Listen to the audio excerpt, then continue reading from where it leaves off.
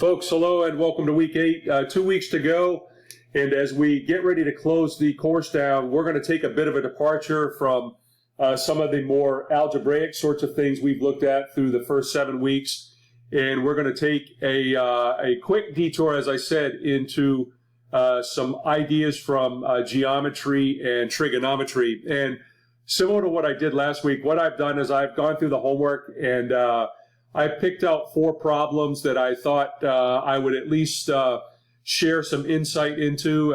Obviously, there's plenty of homework to be done this week, but I picked out 4 problems just for the heck of it here that I thought I would, as I said, give a quick overview to and add a little insight just to make sure that these sorts of ideas are clear as you go through your own homework set. So the first one I've got teed up for you here is in my problem set. I think this was problem 14.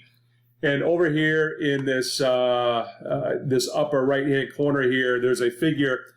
And the instructions say to find the perimeter of the polygon. And a polygon obviously is a figure with many sides, and that figure we have here certainly fits the bill.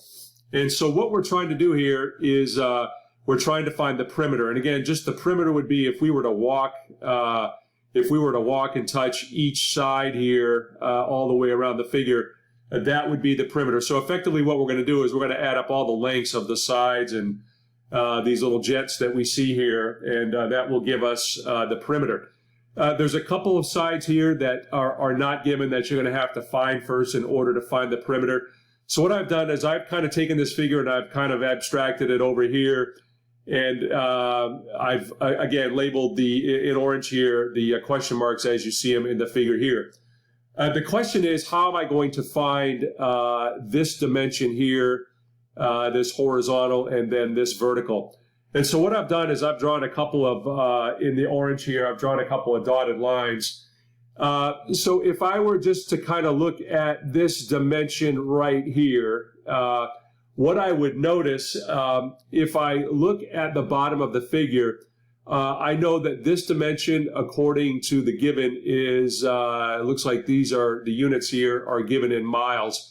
So this is 20 miles, and then on the top I have a dimension of 30 miles. So what I've done is I've dropped a perpendicular line in between this top line here and what would be sort of an imaginary line that runs in this direction.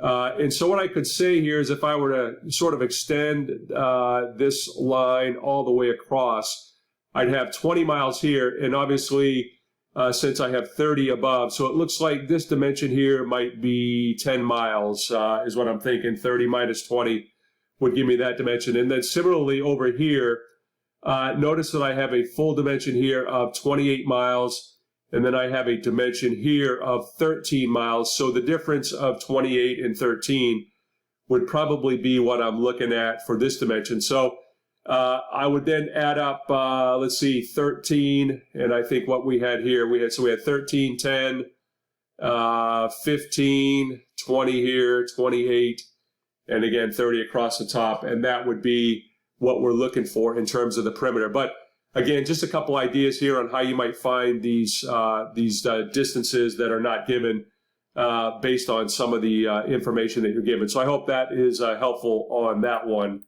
This next one, the instructions say find the circumference of the circle with the following dimensions.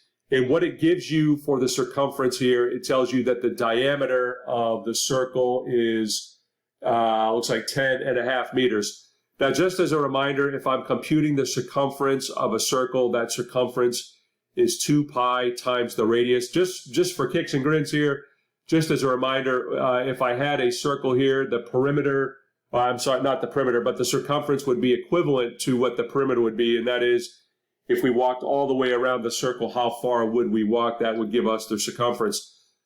Just as a reminder here, in this case, you are given the diameter. Typically, the equation that you'll use for circumference is 2 pi times the radius. And just as a reminder, the relationship between the radius and the diameter is the radius will be half of the diameter. So make sure that when you substitute for the radius here that you take this dimension that you're given and divide it by 2, and you should be in pretty good shape. That was question number 18 for me. Question number 20 for me. Over here, find the color area of the figure shown to the right. So this is the figure that you're given. It looks like an oval or a racetrack. So obviously there's nothing here that directly would give us the area of this figure.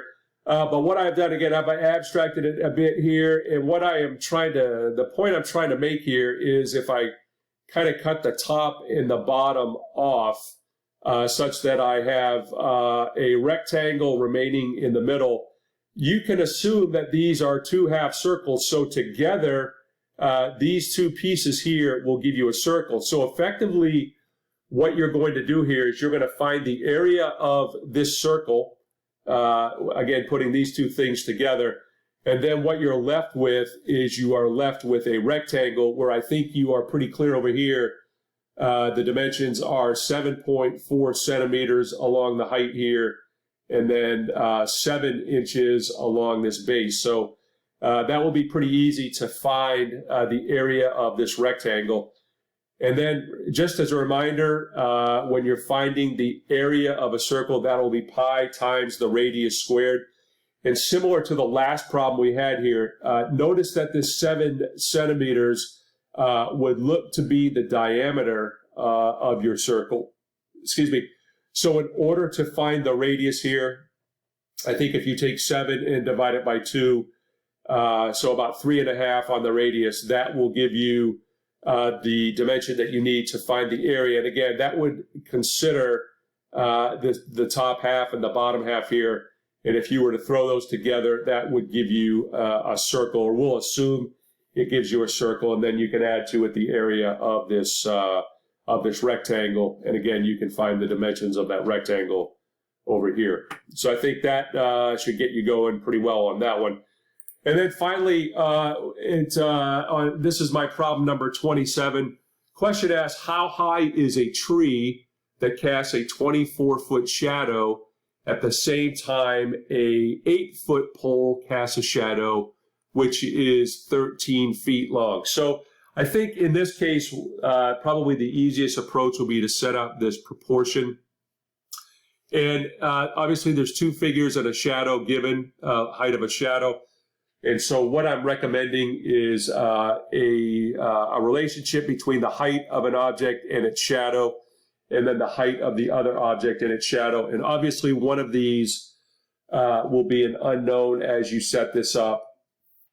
Actually, in this case, how high is the tree? So the height of the object will be one of the unknowns, and that should be pretty straightforward there as well. So I hope this helps. Looking forward to a great week, and if there's anything I can do for you, please let me know. Take care.